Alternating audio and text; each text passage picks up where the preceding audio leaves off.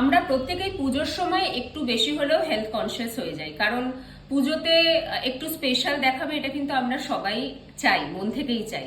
তো সেই জন্য কি করি না, পুজোর ঠিক কয়েক মাস আগে থেকে একটু ডায়েটটা ভালোভাবে ফলো করা আমরা শুরু করি। কিন্তু সমস্যাটা হয় শপিং করতে বেরিয়ে।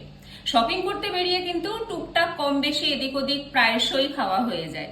তো সেক্ষেত্রে কি করণীয়, যেদিনকে আমরা শপিং করতে বেরোচ্ছি ঠিক তার পরের দিনকে কিন্তু আমরা ডায়েট মেনটেন করতে পারি অন্যরকম ভাবে। কি করব না, আমরা তো অলরেডি একটা ক্যালোরি ডেফিসিট ডায়েটে রয়েছি, যেহেতু আমরা পুজোর সময় নিজেদেরকে স্পেশাল দেখাতে চাইছি। যেদিনকে একটু বেশি খাওয়া হয়ে যাচ্ছে ঠিক তার পরের দিনকে কিন্তু আমরা সারাটা দিন শুধুমাত্র ফ্রুটস খেয়ে থাকতে পারি, এবং সেই ফ্রুটগুলো ডেফিনেটলি দেখতে হবে যেগুলোতে সুগারি কন্টেন্টটা একটু কম আছে, লাইক যেগুলো আমাদেরকে ওয়েট বাড়াতে হেল্প করে, যেমন কলা ফর ইনস্ট্যান্স।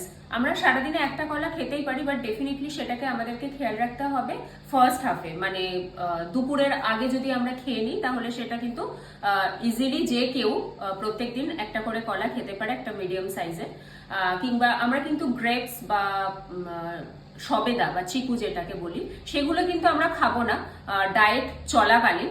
আমরা খুব ভালোভাবে ডায়েট ফলো করতে পারি যদি আমরা আপেল খাই, যদি আমরা পেয়ারা খাই। তো তাহলে এইগুলো কিন্তু অল্টারনেটিভলি খেয়ে, কিংবা যদি আমরা শশা আর তার সঙ্গে একটু টক দই মিশিয়ে রায়তা বানিয়ে খেতে পারি, তাহলে কিন্তু আগের দিনের যে হেভি খাওয়াটা হলো সেইটার ক্যালোরি কিন্তু পরের দিনে আমরা আরো ডেফিসিটে রেখে ওটাকে কিন্তু আমরা ব্যালেন্স করে নিতে পারি।